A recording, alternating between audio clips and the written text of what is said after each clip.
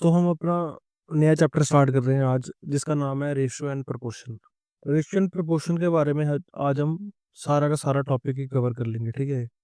इसके बाद आपको कोई वीडियो देखने की जरूरत तो नहीं पड़ेगी कभी भी, क्योंकि इसमें हम मैक्सिमम जो भी रेशियो एंड प्रोपोर्शन से क्वेश्चन आ सकते हैं वो सारे के सारे हम अटेम्प्ट कर लेंगे, और जो भी क्वेश्चन एग्जाम में बनेंगे इसी पैटर्न में बनेंगे। तो ये लास्ट वीडियो हो सकती है आपकी रेशियो एंड प्रोपोर्शन की। इसके बाद आपको कहीं जाने की जरूरत नहीं है, आपके सारे के सारे डाउट इधर ही क्लियर हो जाएंगे। अब तो हम इस लेक्चर में जो पढ़ने वाले हैं वो हम बेसिक से स्टार्ट करेंगे अभी, और फिर हम आहिस्ता आहिस्ता एडवांस क्वेश्चन करेंगे रेशियो एंड प्रोपोर्शन के। तो शुरू करने से पहले आपको थोड़ा पता होना चाहिए रेशियो का मतलब है क्या, और रेशियो क्यों बनाया गया। तो जैसे हम रेशियो की बात करें तो रेशियो का सिंपल मतलब क्या है, किसी भी चीज को उसकी सिंप्लीफाइड फॉर्म में लिखना। जैसे 100:200 है, तो इसकी सिंप्लीफाइड फॉर्म क्या होगी, जहां तक ये कट सकता है वहां तक इसको काट देना हमने, ठीक है। तो जहां देखो 0 और 0 कट गया, 0 और 0 कट गया, इसके बाद ये कट नहीं सकता, ठीक है। तो जो पीछे बचा तो ये हमारा क्या, रेशो, ठीक है। रेशो को हम फ्रैक्शन बोल सकते हैं, ठीक है। चाहे इसको 1:2 लिख दो, 1/2 लिख दो, चाहे इसको 1:2 लिख दो, बात सेम है। तो ये तो होगी हमारी एक बात। अभी रेशो के कुछ कंसेप्ट है जो आपको हमेशा काम आएंगे। हम स्पीड डिस्टेंस कर लें, हम एजेस वाले क्वेश्चन कर लें, ये हर जगह हमें काम आने वाले हैं, ठीक है। तो पहली चीज क्या है, जैसे देखो 5:3 है। तो अगर हम रेशियो में कुछ भी मल्टीप्लाई करते हैं, तो मान लो हमने इस साइड 3 को मल्टीप्लाई किया, तो हमें इस साइड भी 3 से मल्टीप्लाई करना पड़ेगा, तब जाके हमारी रेशियो बैलेंस रहती है, ठीक है। तो ये हमारा कितना बन जाएगा, 15। ये हो गया हमारा 9। तो देखा जाए अभी हमारी रेशियो कितनी है, 5:3 है। जब इसको काट के देखेंगे हम, तो 3 से कट जाएगा 5 और ये कटेगा 3। तो हमारी रेशियो हमेशा बैलेंस रहनी चाहिए, ठीक है। इसका मतलब क्या है कि अगर हमने कुछ मल्टीप्लाई करना है किसी, जैसे हमारी एक एग्जांपल और लेते हैं, 5:6:4। अगर हम किसी एक नंबर को मल्टीप्लाई कर रहे हैं 5 में, तो हमें हर एक रेशियो में 5 से मल्टीप्लाई करना पड़ेगा, ताकि हमारी जो रेशियो है वो बैलेंस रहे, ठीक है। मान लो हमने इसको 2 से मल्टीप्लाई किया, तो इसको भी 2 से करना पड़ेगा और इसको भी 2 से करना पड़ेगा। जो जो नई हमारी रेशियो आ जाएगी वो क्या आएगी, 10:12:8। इसका मतलब है जो भी रेशियो में मल्टीप्लाई होगा वो हर एक पार्ट में मल्टीप्लाई होगा। वैसे अगर हम डिवाइड करेंगे तो सेम डिवाइड हर एक नंबर के साथ होगा। जैसे मान लो हमारी रेशियो है 10:12:24। तो अगर हम डिवाइड करेंगे तो सबको डिवाइड करेंगे, ये नहीं कि पहले 2 को डिवाइड कर दिया, हमें सबको ही डिवाइड करना पड़ेगा। तो 2 से डिवाइड करो तो हर एक नंबर को 2 से डिवाइड करना पड़ेगा। तो 5:6:12 हमारी फाइनल रेशियो आ गई, ठीक है। इसका मतलब क्या है, कंक्लूजन क्या है इसका, कि अगर हमने मल्टीप्लाई करना है तो सब में मल्टीप्लाई करना है, अगर डिवाइड करना है तो सब में डिवाइड करना पड़ेगा, ठीक है। तो जो नेक्स्ट कंसेप्ट है रेशियो में, मान लो हमने 140 रुपया दो बंदे में डिस्ट्रीब्यूट करना है, इक्वली डिस्ट्रीब्यूट नहीं करना, हमने डिस्ट्रीब्यूट करना है 2:3 में। मतलब एक को 2 हिस्सा मिलना चाहिए, एक को 3 हिस्सा मिलना चाहिए 140 का। तो इधर बताओ टोटल हमारा कितना है, 5। और टोटल हमारी रेशियो कितने पार्ट की है, 5। 2 ये वाला और 3 ये वाला। बट एक्चुअली तो हमारा नंबर कितना है, 140। मतलब यही 5 किसके बराबर दिया हमें, 140 के। इधर से हमारी एक पार्ट की वैल्यू निकल जाएगी, ये कितनी आएगी, 28। जब हमारी एक पार्ट की वैल्यू निकल गई, एक बंदे को 2 हिस्सा मिलेगा, एक बंदे को 3 हिस्सा मिलेगा, टोटल कितने हिस्से हो गए, 5। और 5 हिस्से की वैल्यू कितनी दी है हमें, 140। अगर 5 हिस्से की वैल्यू 140 है, तो एक हिस्से की कितनी होगी, 140 डिवाइड बाई 5। तो जब हमने ये किया तो आ गया 28। अगर एक हिस्से की वैल्यू हमारी 28 है, तो दो हिस्से की कितनी होगी बताओ, 56। 2 से मल्टीप्लाई कर दिया 28 को। वैसे 3 हिस्से की कितनी होगी, 84। मतलब अगर 140 को हमने 2:3 में बांटना है, तो एक को 56 मिलेगा, दूसरे को 84 मिलने वाला, ठीक है। एक एग्जांपल और लेते हैं हम, जैसे 200 को हमने 2:3 में बांट रहा है, तो पहले बताओ हमारा पैसा इतना है, इस हिस्से में बांट रहे हैं, तो टोटल कितने हिस्से हैं? 5। किसके बराबर दिए हैं? 200 के। तो एक पार्ट की वैल्यू आ गई 40। अगर एक पार्ट की वैल्यू 40 है, दो पार्ट की 80 और तीन पार्ट की 120। इसका मतलब इस केस में एक को 120 मिलेगा, दूसरे को 80 मिलेगा। ठीक है, अभी जो नेक्स्ट कंसेप्ट है हमारा सब्ट्रैक्शन। देखो ये सब्ट्रैक्शन वाला कंसेप्ट हमारा एजेस वाले क्वेश्चन में बड़ा काम आता है। जब हमने एज दी होती है, प्रेजेंट एज, पास्ट एज दी होती है, उन क्वेश्चन में ये वाला कंसेप्ट बड़ा काम आता है। ठीक है, तो रेशियो में हम लोग कैसे सब्ट्रैक्ट कर सकते हैं दो रेशियोज को? ठीक है, 5:6, 2:5। ठीक है, तो इस क्वेश्चन में अगर हम सब्ट्रैक्ट करना चाहें तो हम नहीं कर सकते। ठीक है, इसके लिए हमें सबसे पहले क्या करना पड़ेगा? इनका इंटरनल गैप दिखना पड़ेगा। तो इधर हमारा इंटरनल गैप है 1 का, देखो 6 - 5 1। इधर हमारा गैप है 3 का। तो सब्ट्रैक्ट हम तब ही कर सकते हैं जब इनका इंटरनल गैप बराबर हो। मतलब अगर ये 3 है तो इसको भी हमें 3 बनाना पड़ेगा। तो 1 को 3 कैसे बना सकते हैं हम? इसको 3 से मल्टीप्लाई करके। तो हमने पहला रूल एक पढ़ा था, जब भी रेशियो में किसी एक जगह पे मल्टीप्लाई करते हैं तो सब में सेम नंबर से मल्टीप्लाई करना पड़ता है। तो इसको भी 3 से करना पड़ेगा और इसको भी 3 से करना पड़ेगा। तो ये हमारी जो रेशियो बन गई आगे 15:18, और ये थी हमारी 2:5। अब हम इसमें से सब्ट्रैक्ट कर सकते हैं। तो 15 में से 2 गए तो आगे 13, 18 में से 5 गए तो आएंगे 13। देखो इक्वली आ रहा है ना, तो इक्वली आएगा। ठीक है, तो ये थे इसके रेशियो के कुछ कंसेप्ट जो आपको पता होना चाहिए। ठीक है, अभी बात करते हैं प्रोपोर्शन की। ये प्रोपोर्शन क्या होता है? प्रोपोर्शन का कुछ मतलब नहीं है, किसी भी दो रेशियो को कंपेयर करना आपस में। ठीक है, जैसे एक जगह दी है हमें 1:2 और प्रोपोर्शन को हमने इस साइन से जोड़ते हैं। ठीक है, 4 डॉट्स, और इधर दिया हमें 2:4। प्रोपोर्शन का मतलब क्या है कि ये दो नंबर है जिस रेशो में है, ये दो भी उसी रेशो में होंगे। जैसे इन दोनों के बीच में रेशो क्या बन रही है? 1:2। अगर हम इसको काटेंगे ये भी क्या बन जाएगा? 1:2। प्रोपोर्शन का मतलब है पहले वाले जो दो नंबर हैं उनके बीच में जो भी रेशो है, प्रोपोर्शन साइड के उस साइड जो नंबर है उनमें भी सेम ही रेशो होगी। अभी एक और एग्जांपल देते हैं हम। तो एक एग्जांपल और लेते हैं हम, 6:7 और प्रोपोर्शन 18:21। ठीक है, इधर हमारा रेशो 6:7 है और इधर क्या? जब इसको काटेंगे हम 3 6 और 3 7 jar.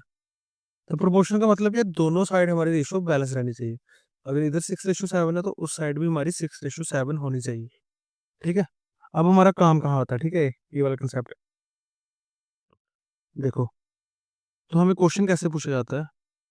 Find the first proportion, नहीं तो हमें बोल देंगे कि सेकंड प्रोपोर्शन निकालो, या थर्ड प्रोपोर्शन निकालने के लिए बोल देंगे या फोर्थ प्रोपोर्शन। और एक चीज और बोल सकते हैं, वो क्या बोल सकते हैं कि मीन प्रोपोर्शन निकालो। तो जहां हमने अभी जो प्रोपोर्शन का कंसेप्ट पढ़ा उसके हिसाब से क्या होता है? A/B प्रोपोर्शन किसकी होता है? C/D। ठीक है, तो रेशियो का मतलब हमने सबसे पहले पढ़ा था कि फ्रैक्शन भी हो सकता है। ठीक है, तो इसको हम A/B लिख सकते हैं। और प्रोपोर्शन का मतलब होता है इक्वल टू, कि जो इधर वाली रेशियो वो बराबर है उसके इक्वल टू होता है। ठीक है, C/D। इधर से जब हम इसको सॉल्व करेंगे तो A/D कितना आ जाएगा हमारा? C/B। ठीक है, अब मान लो हमें क्वेश्चन दिया है 3:7 और प्रोपोर्शन में हमें दे दिया 9, बताओ कितना होगा? तो हमें तीन टर्म दी हुई है, एक हमने निकालनी है। तो हम ये सारे टर्म इसमें डाल सकते हैं। ए हमारा कितना 3 मल्टीप्लाई डी हमारा कितना x इक्वल्स टू सी हमारा 9, बी हमारा 7। इसको सॉल्व करके हम लोग x निकाल सकते हैं जो कि आएगा 21। ठीक है, तो इसको याद करने का तरीका क्या है? जब भी A/B प्रोपोर्शन C/D होता है। ठीक है, तो हमें क्या करना है? जब भी इसको सॉल्व करना है तो जो एक्सट्रीम वाले हैं, एक्सट्रीम एंड्स पे इनको मल्टीप्लाई कर देना, इक्वल टू कर देना बीच वालों का मल्टीप्लिकेशन, बी रेशो सी। अब कोई भी क्वेश्चन आ जाए, हमें पता है ए इंटू डी किसके बराबर होता है, बी इंटू सी के, प्रपोर्शन के केस में। अब हम एक क्वेश्चन करके देखते हैं, ठीक है। 3:4 प्रपोर्शन हमें दी है x/16 और हमें x की वैल्यू चाहिए, ठीक है। हमें पता है इन दोनों को मल्टीप्लाई करके इन दोनों के बराबर आएगा, तो 3 × 16 किसके बराबर आएगा, 4x के। जब इसको काट देंगे तो x हमारा कितना आ जाएगा, 12। इस तरीके से हम लोग कुछ भी निकाल सकते हैं, ठीक है।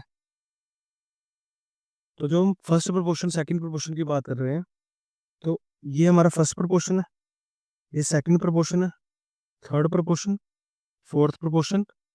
इस तरीके से क्वेश्चन हमें कोई भी पूछ सकता है निकालने के लिए, ठीक है। ये फर्स्ट प्रोपोर्शन निकालो, इसका मतलब ए निकालो, सेकंड प्रोपोर्शन मतलब बी निकालो, थर्ड प्रोपोर्शन मतलब सी निकालो, फोर्थ प्रोपोर्शन मतलब डी निकालो।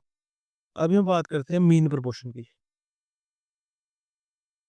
मीन प्रोपोर्शन का मतलब क्या है कि हमें उन्होंने, अच्छा मीन प्रोपोर्शन से पहले एक कंसेप्ट और है, वो भी पढ़ लेते हैं, ठीक है हम, कि हमें ए रेशो बी रेशो सी दिया, ठीक है।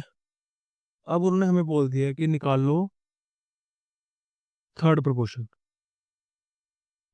तो जब हमें रेशो में 3 टर्म दी हो, तो हमें बोल दिया जाए कि बताओ आप लोग थर्ड प्रोपोर्शन निकालो, मतलब ये निकालो।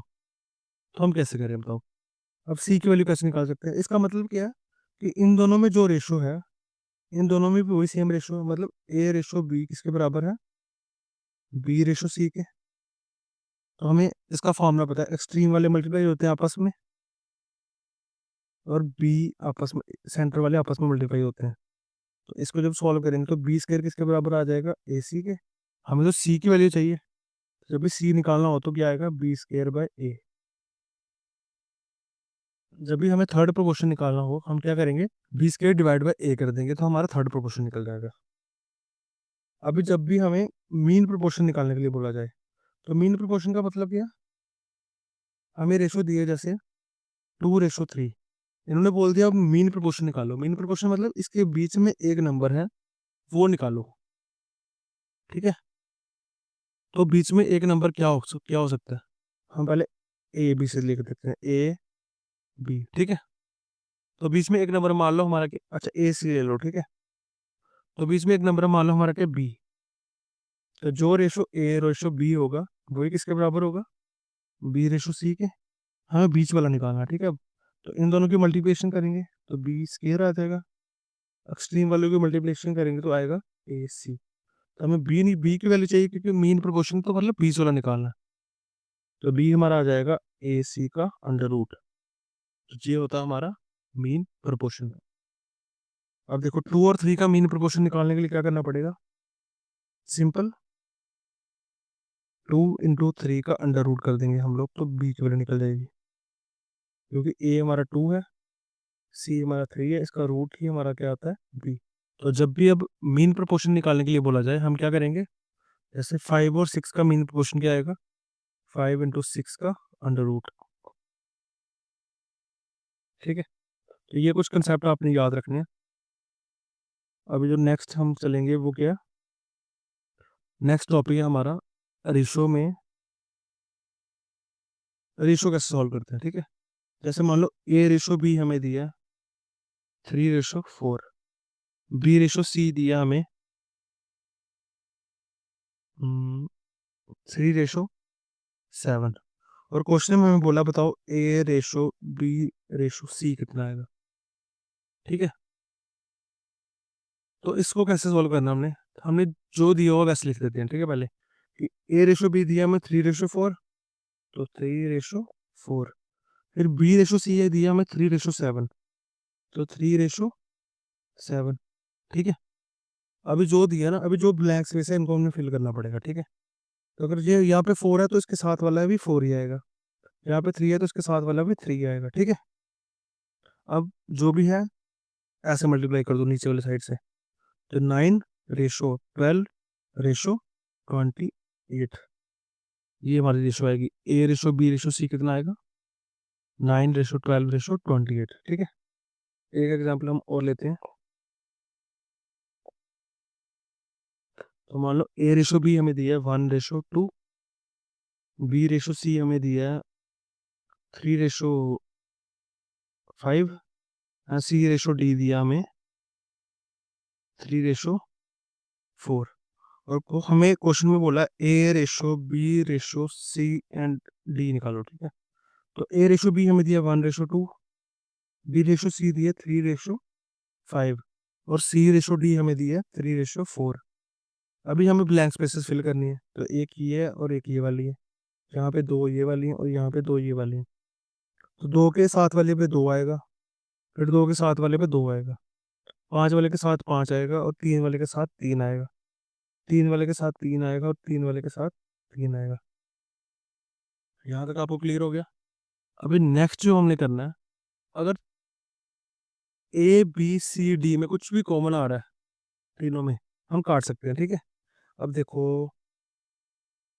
तो अभी अब मैं देख पा रहा हूँ कुछ कॉमन तो आने लगा। ठीक है, हम डायरेक्टली मल्टीप्लाई करेंगे। तो 3 इंटू 3 9, 3 9, 9 इंटू 2 18, 15, 15 इंटू 2 30, 20 इंटू 2 40। तो जो हमारी रेशो बनेगी वो क्या होगी 9 रेशो 18 रेशो 30 रेशो 40। ठीक है, ये तरीका हमारा अगर हमें ऐसे कोई क्वेश्चन आ गया तो। अभी एक चीज और पूछ लेते हैं इसी क्वेश्चन में, वो क्या, हमें ये ना पूछ कर डायरेक्टली पूछ लेते हैं कि A रेशो D बताओ कितना होगा। मतलब ये सब हमें दिया होता है, A रेशो D पूछ लेते हैं कि A रेशो D बताओ कितना होगा। ठीक है, तो वो कैसे करेंगे, अब ये करना आपने। तो A रेशो D निकालने के लिए हमें कुछ नहीं करना, हमें A और B दिया है, B और C दिया है, C और D दिया है, बस हमें इन्हीं की जरूरत है। इधर वालों को इधर मल्टीप्लाई कर दो और इधर वालों को इधर मल्टीप्लाई कर दो। तो 3 इंटू 3 9, 5 इंटू 4 20 और 20 इंटू 2 40, 9 रेशो 40। तो हमारा देख लो यही इधर भी यही आया ना 40 और 9। तो जब भी सिर्फ A और D निकालने के लिए बोल दिया जाए, तो हमें जो भी दिया वो ऐसे सीक्वेंस में लिख लेना और उसको यूज कर लेना। एक और क्वेश्चन ट्राई करते हैं हम। तो A रेशो B है हमारा 3 ratio 6, B ratio 3 ratio 8, B ratio C हमारा 4 रेशो 3, C रेशो D है हमारा 5 रेशो 2। ठीक है, और हमें क्वेश्चन में पूछा बताओ A रेशो D कितना होगा। तो जब भी सीक्वेंस में चीजें दी हैं A B B C C D और ये वाला निकालने के लिए बोल दी जाए, हम क्या करेंगे, इनको सीधा मल्टीप्लाई कर दो, इनको सीधा मल्टीप्लाई कर दो। बट मल्टीप्लाई करने से पहले हम क्या कर सकते हैं, काट सकते हैं आपस में, कॉलम वाइज काट सकते हैं। मतलब इन दोनों में कुछ कॉमन आ रहा है तो काट सकते हैं। देखो यहाँ पे 3 आ रहा है, यहाँ पे भी 3 आ रहा है, यहाँ पे 4, यहाँ पे 2 से कट जाएगा, तो इधर क्या बचा हमारा 5, यहाँ पे बचा हमारा 4। तो जो हमारी रेशो आएगी वो क्या आएगी A और D की 5 रेशो 4। तो ये हमारी पहली वीडियो थी रेशो एंड प्रोपोर्शन पे। इसके बाद हम इसके कुछ क्वेश्चन करने वाले हैं। ये हमारा बेसिक कंसेप्ट आपको शायद क्लियर हो गया होगा। अब कुछ भी डाउट हो तो आप कमेंट में पूछो, नेक्स्ट वीडियो में हम वो भी स्टार्ट उसी से स्टार्ट करेंगे। तो हम इस क्लास को भी खत्म करते हैं, हमारा बेसिक खत्म हो गया रेशो एंड प्रोपोर्शन का। तो अब नेक्स्ट क्लास में मिलते हैं आपसे।